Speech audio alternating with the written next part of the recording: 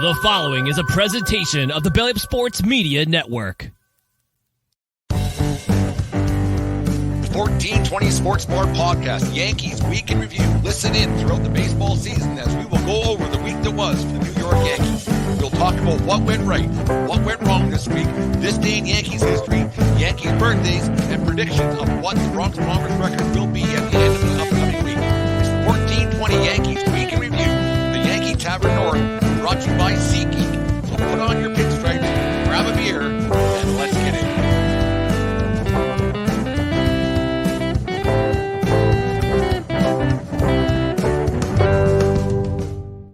All right, the New York Yankees Week in Review 1420 style brought to you by SeatGeek.com, the SeatGeek app. Use promo code 1420POD at SeatGeek.com today and save yourself $20 on your first purchase. Remember, we are part of the Belly Up Media Network. Go to BellyUpSports.com for all their great articles and other podcasts. And also check out the Belly Up Fantasy Show tomorrow night, 6 o'clock Mountain Standard Time. Check your local listings.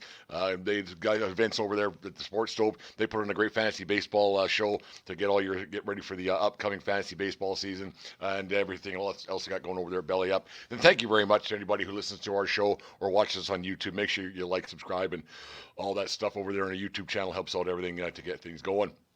Anyways, the Yankees started their spring training games today. It wasn't televised, but I think that last I saw, they were up 9-6 against the Tigers. Not much defense, well, a few walks going here and there, but it's always good to see baseball's back on. A couple games I had on down here today. Watched the Jays game for a little bit, and then I had the Marlins game on as well. So baseball season's well underway for baseball dorks like myself. It's like it's not as good as opening day when the regular season starts, but it's darn close.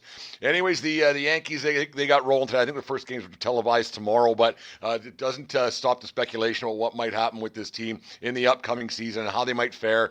Will they improve on their 82-80 record from last season? Is there some concerns around this team this year? 100%. Is there some outlook that's quite on the positive side this year? Absolutely, getting Juan Soto, but there is some negative attached to this team. As always, you wonder about the how it's all going to fare. Are the Yankees a World Series team? I don't think so.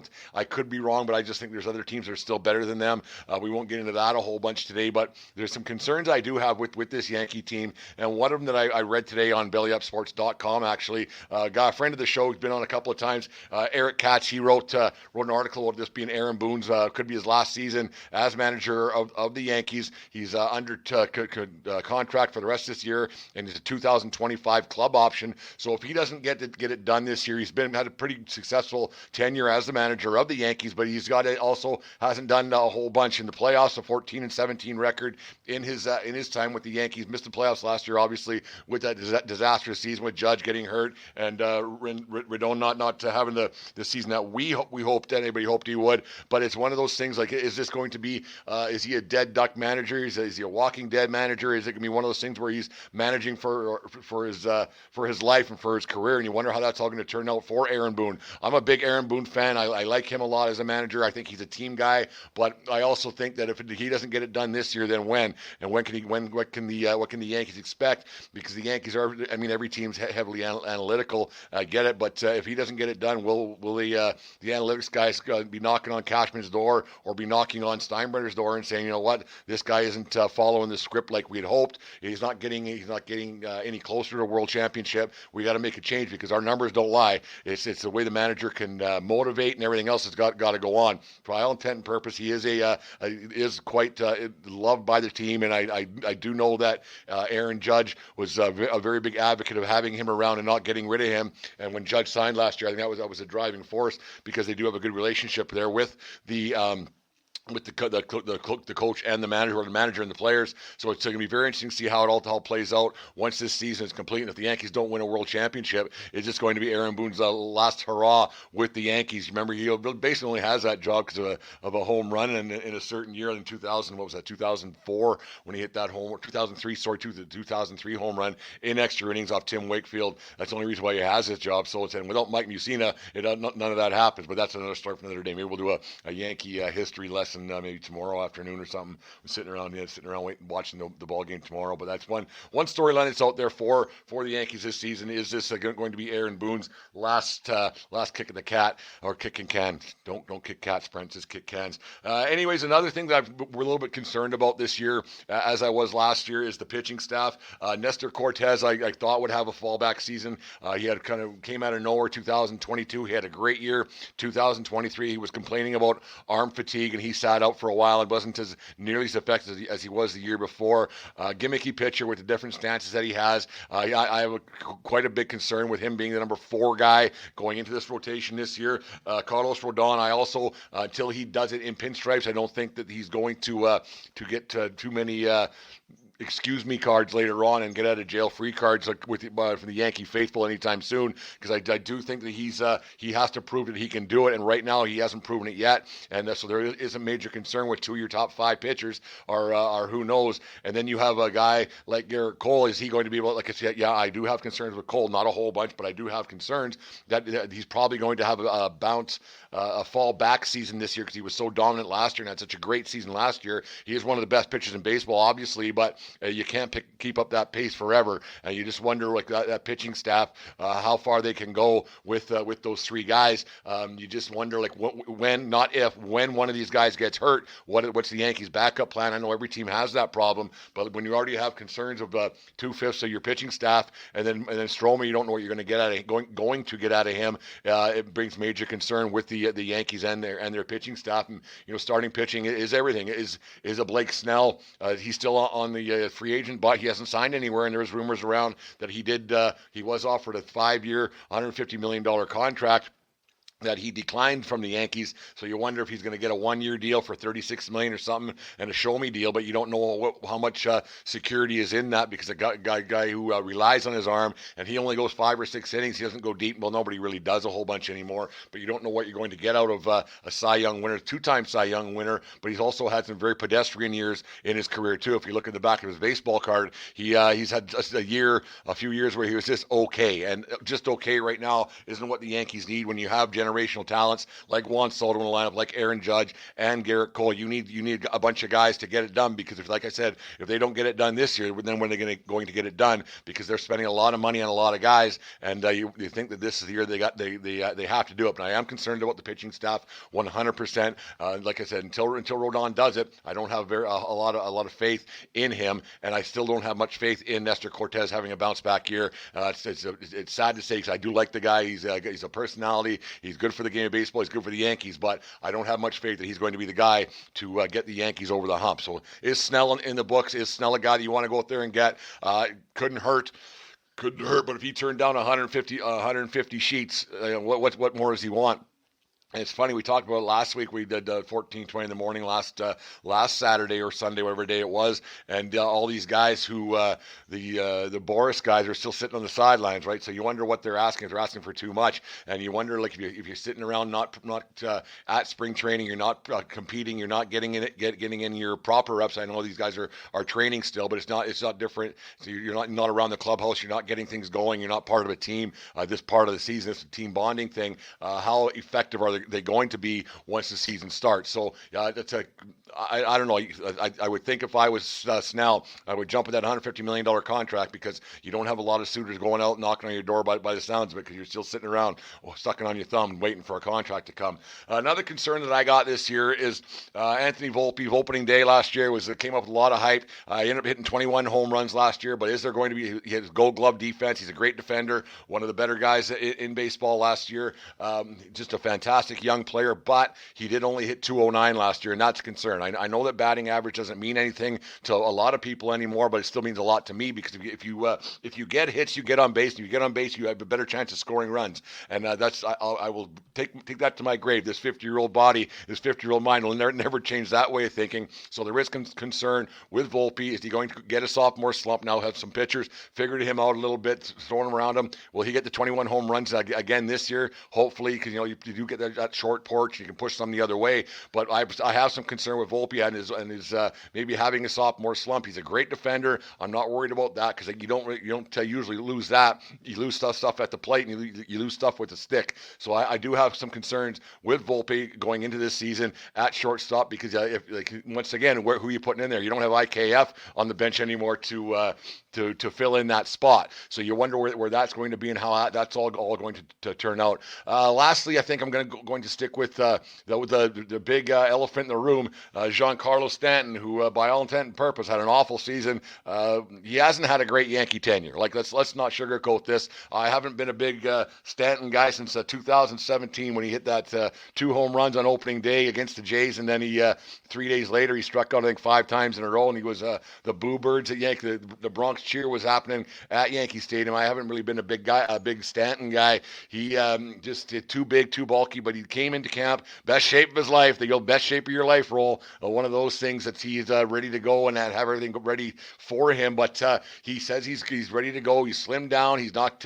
He's got a 34-year-old body still and everything else. So he does have an MVP behind him, but that MVP is a number of years ago. And can he get have a bounce back season from last year? I don't think so. And what do you do with the guy? Like, what do you do with Stanton? Do you put him on the bench? Because that's a lot of money sitting on the bench. Do you buy him out? Well, then you got to pay him anyway. So there's only not 9 batting spots in a lineup, and if he's taking up one of them and he's hitting 200 with a billion strikeouts again, what do you do with the guy? Do you just bench him and then what? What do you got? I think he's going to have a very short leash. I don't think he's going to be given the opportunity to screw up too many times because the American League East, the American League in general, are very, very good. So you can't be losing games early. I know you can't win the World Series in April, but you can sure lose it. And if Stanton doesn't have a good start to his season, I can see him sitting on the bench or maybe asking for a trade, or because he had that little set to with Brian Cashman earlier on in the offseason. You wonder how that's going to affect the space between Stanton's ears.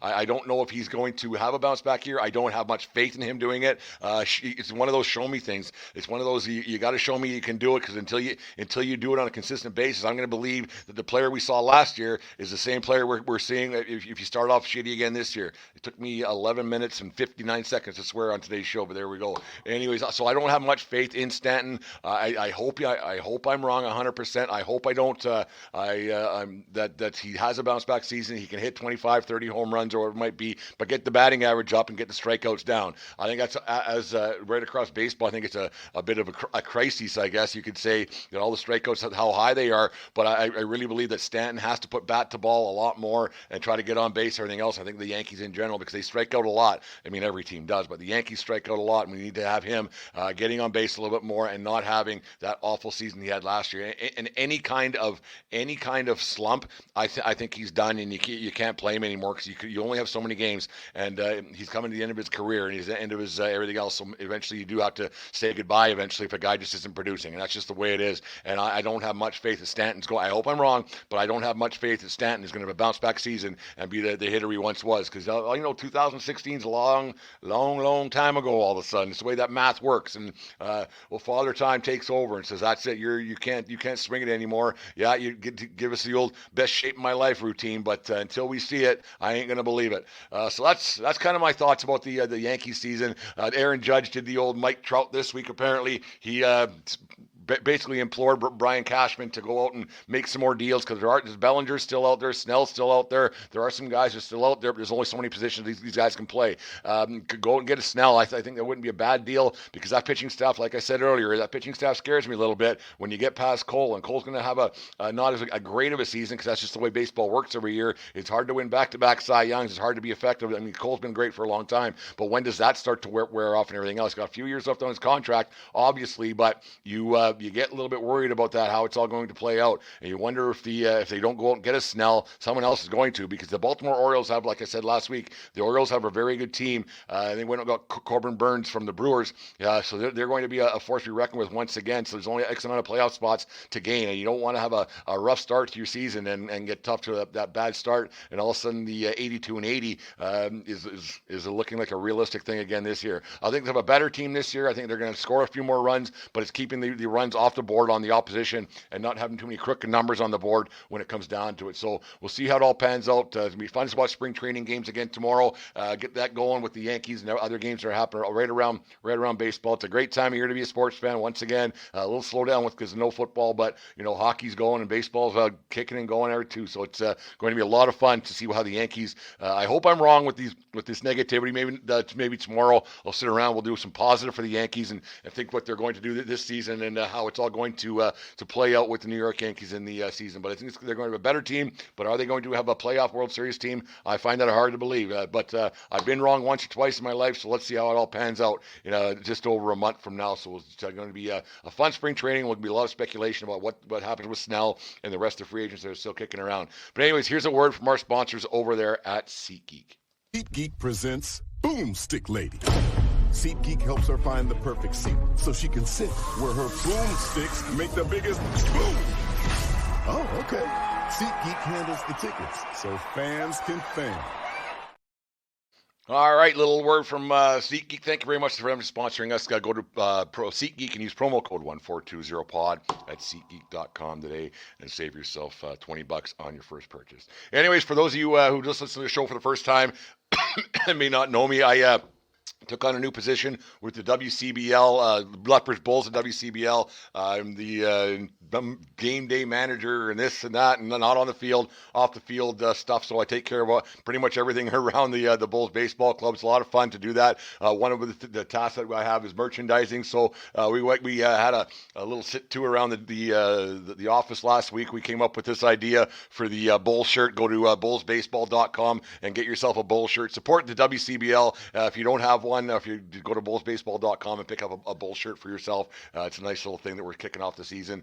Season ticket drive starts on, I think, on the 5th. We really want to kick off the 25th anniversary season of the Lethbridge Bulls, so it's going to be a lot of fun. And support the Lethbridge Bulls, even if you're out in New Jersey or out in Long Island, or if you're down in Florida, wherever it might be listening from. Get yourself a Bull shirt, T-shirt, and let's see if this thing can't go viral a little bit. We have a whole bunch on the old printing press, so we're ready to go. But anyways, that's it for the Yankee Week in Review. Thank you very much for listening to the show, for watching on YouTube and everything else. And go to bellyupsports.com for all the great articles. Go to SeatGeek, get your tickets, and most importantly, go to bullsbaseball.com and get yourself a Bull shirt today. We'll talk to you guys again. Maybe we'll do one of these tomorrow. We'll talk about some positives, a positive spin on things for what the Yankees do to look forward to this upcoming 2024 season. Have a good day, folks. We'll talk to you tomorrow. And remember, smart people bunt. Talk to you tomorrow.